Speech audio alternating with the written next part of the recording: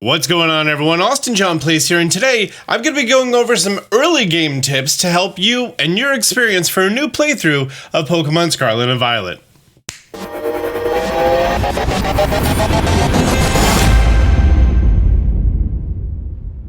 I have 3 playthroughs so far of Pokémon Scarlet and Violet. I know it released today or yesterday or tomorrow, whenever I decide to release this video. I'm not too sure because I'm recording it Thursday morning at 7:45 a.m. I've played through the game 3 times. I have over 100 hours in this experience, and there's a lot of things that the game doesn't explain to you or that very likely you skipped over. So I'd like to go over a few of those things right now. And in regard to spoilers, I am going to be showing Pokemon that have not been officially revealed, but only of the very first route. Any Pokemon that have not been revealed that are not on the first route, I'm not going to be including in this video. Also, for those reasons, I took my starter out of my party, because he already evolved to the second form, and I don't want to show you that in this video. Let's continue. I'm now recording this as a later clip and putting in here. Very first thing you should do, go to the options screen. Text fast, obviously. Skip move relearning. You should not turn this on. This makes it so that the game functions more like Pokemon Legends Arceus, in which you then get to choose when your Pokemon learn moves. It doesn't function exactly the same. So my first time playing, I turned that on. I'm like, yeah, I definitely want that feature on. But then I didn't realize that, I wasn't being prompted to learn moves. So then I went to check the summary of a Pokemon. I went to change moves, remember moves, and here's like a whole bunch of things that I was never prompted for. I'm running around the game with a level 29 starter that still has Ember. So I definitely recommend keeping this off. The only time I think you would want to turn it on is if you're doing a big grind session for Pokedex entries and you're leveling up Pokemon, you're catching a whole bunch of wild stuff that you don't plan on using. But during the main part of your adventure, probably want to keep this off. Skip cutscenes is regarding movies, not in-game cinematic camera angles. There's not a lot of cutscenes, just like for Pokemon Sword and Shield. There's only 3 in the entire game, so you're not going to save a lot of time. But if you're trading with a second Switch and a second copy of the game for the 3 starters, turning this on can save you a couple minutes.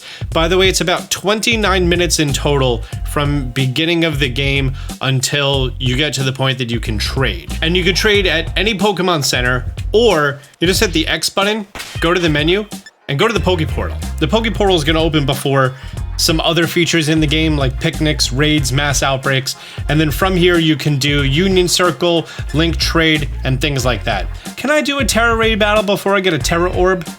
Nope. And by the way, you should probably go to the mystery gift. For playing the game early, we get a Terra Flying Pikachu. Oh, yep, there it is. As soon as you start off the game, you get fast travel.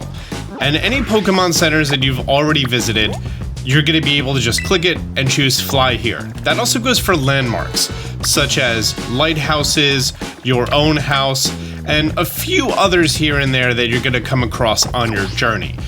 The first route has such a diverse amount of Pokemon.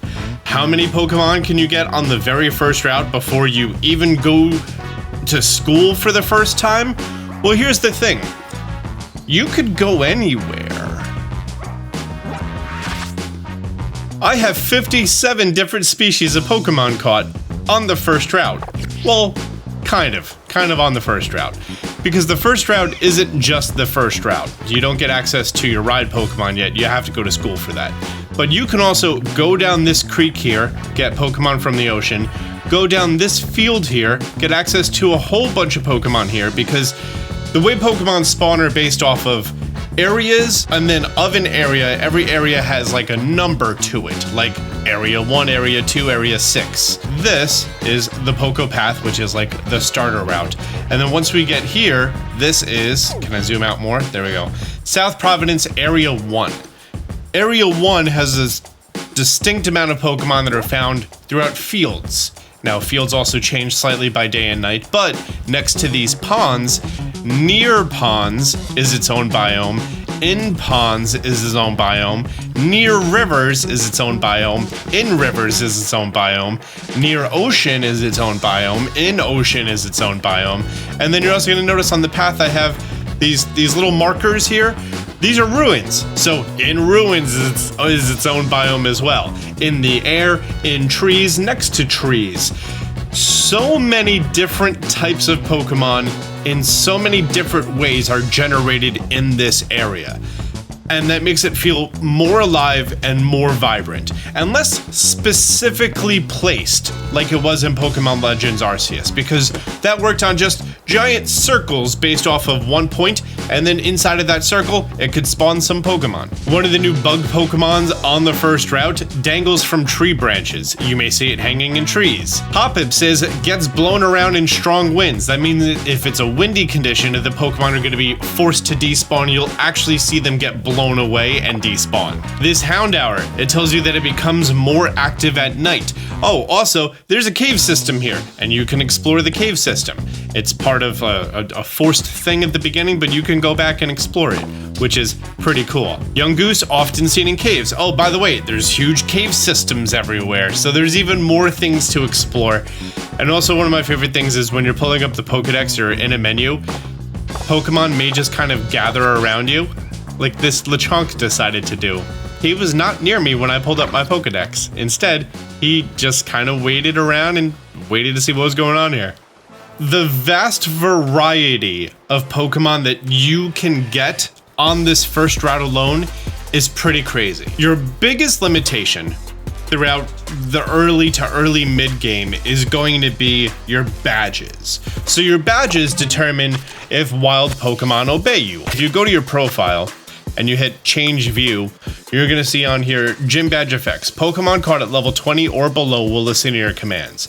That means that if I catch a Pokemon at level 19 and I raise it to level 100, he will obey me. If I catch a Pokemon at level 20 and raise it to 21, it will obey me. If I catch a Pokemon at level 21, it will not obey me until it supersedes it caught at level number. So if I get enough badges that say level 25, then that level 21 Pokemon will obey me. Which is a little bit of a problem because if you're good at catching Pokemon, then you can do stuff like this level 33 Salazzle that I caught at the beginning of the game. Should you take that much time and explore the Hoppip joint? Take that much time and explore just this first route before getting the ride Pokemon? Probably not. I wouldn't recommend it, but you could. Oh, also, trainers are just kind of everywhere, and you can choose to battle them or not.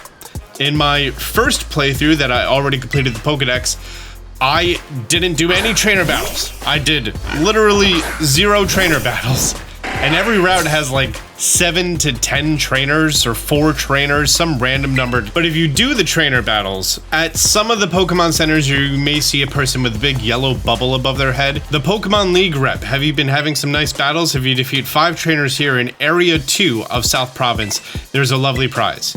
I've defeated 0 trainers so far. Yeah, I know.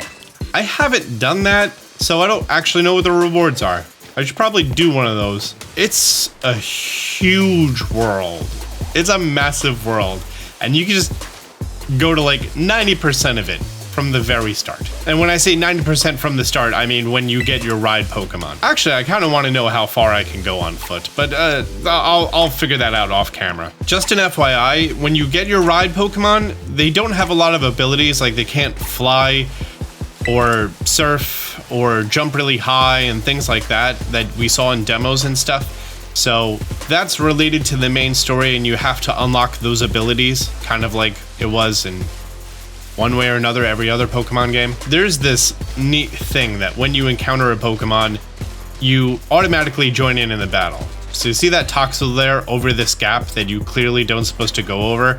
If you focus on the Toxel, come a little closer there, little Toxel. If you hold down ZL, that's how you aim around. And if a Pokemon is in range, you're gonna see its level, its species, and if you've already caught that species. There we go, just like that. And if I throw my Pokeball out, and it initiates a battle, and you have to be a certain distance to do that battle. So, it may just bring me over to this piece of land. Did it do it?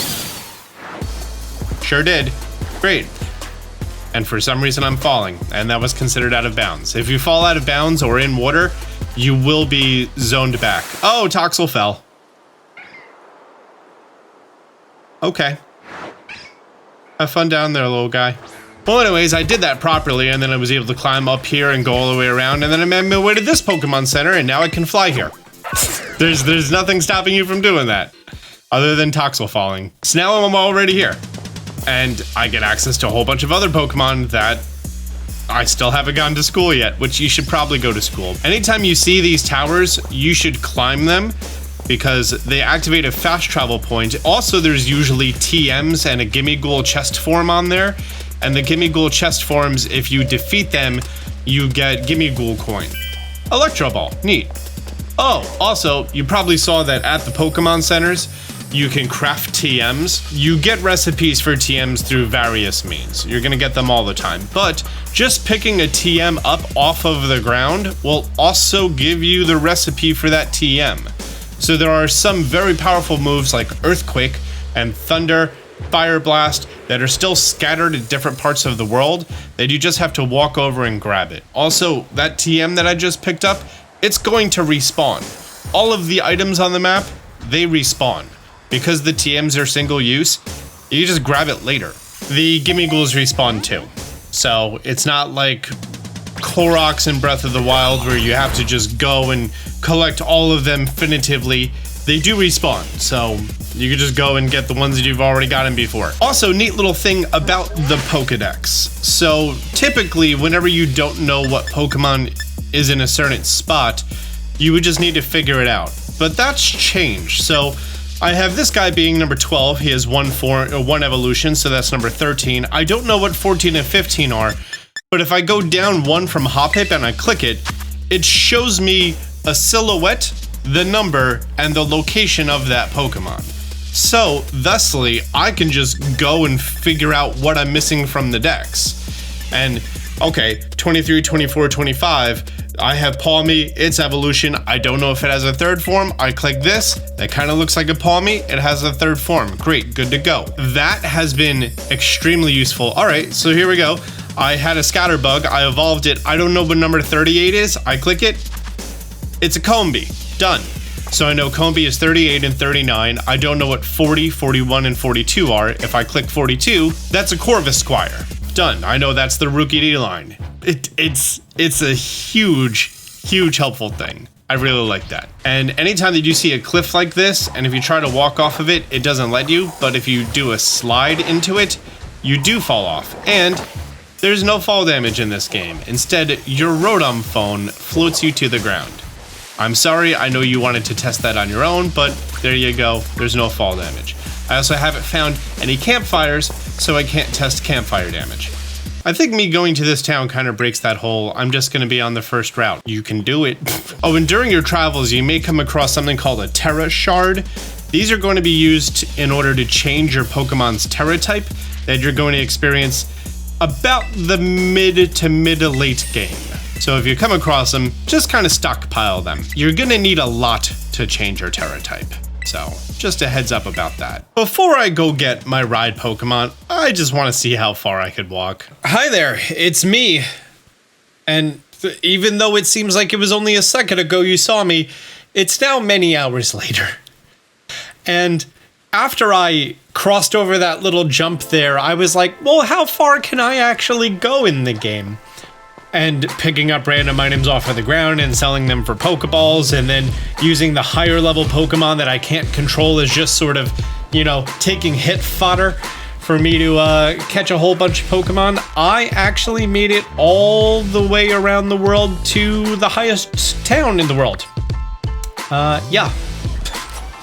The Glacido Gym, the Ice Gym, and the Ghost Town. I made my way to both of those.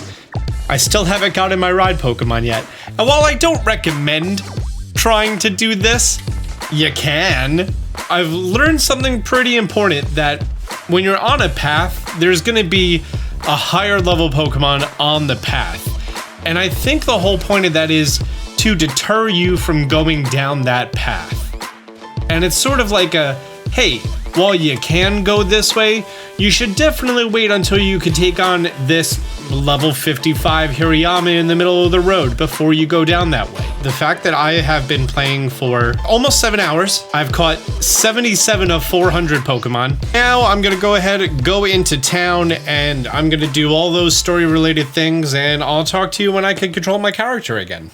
I forgot that you can actually walk around Mesagoza before going into the school. This lady right here is the person that you could speak to who's going to read the save data on your system for previous games. I sense great depths in your past. You must have seen much in lives gone by. I can study your Rotom phone to peer into the lives you've lived. I call it rotometry, the Ball Guy case, the Poketch case, the Pikachu case. These are the ones that you get for free. By the way, I just want to say I'm like a huge fan of How to Train Your Dragon and Toothless and everything, and the way that Koraidon and Miraidon have like those same mannerisms that Toothless did, which is like kind of the mix between like a cat and a dog.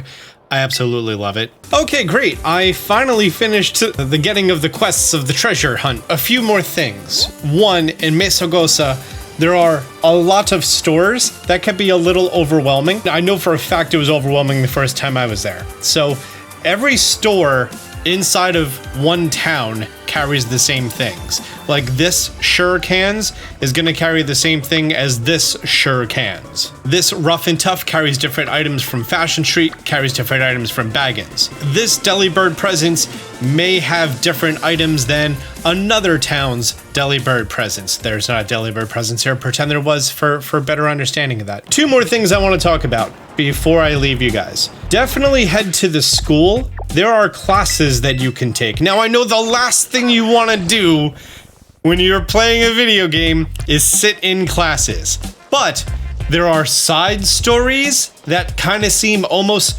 Persona game in a way. There are very important things that you learn from your classes. It's not BS, okay? This is not the trainer school of other games. They're telling you specific mechanics. They're teaching you how to properly calculate critical hits, quad super effectives, resistances, Terra type, so much stuff. They teach you about the secrets of the game. They teach you about how to get shiny Pokemon. They give you gift Pokemon that you can't get any other way. It's fantastic, okay? The classes are worth it. Take my word for it. Maybe not do it right away because I know you're really anxious to get out there and, go explore and do stuff. And the last thing I want to talk about involves those. So those are ominous stakes. There are going to be 8 located in the 4 corners of the map, and they're all centralized around a big ominous door. Let's head over to that big ominous door. By the time you hit level 8 in your history class, you're going to learn all about these. You also get fast travel points for them, which is nice. This involves sub-legendary Pokemon of the game. They're all level 60. They all have high base stats. You can, in theory, try to get most of the stakes now. In fact, I believe it is possible to actually unlock this door before you get any power-ups for your ride Pokemon.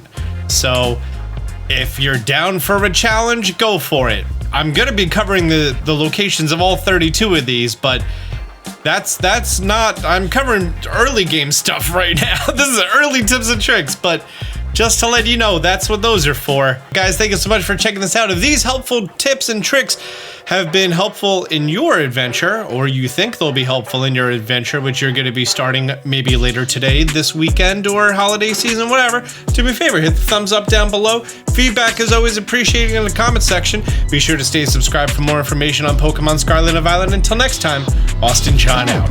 Man, they see me shining like I got the charm. Stay strapped, got that jet ball in my palm. Fell from the sky, guess I'm the chosen one. And if you need to know how, check out Austin John. Champion flow, yeah, I got that champion flow.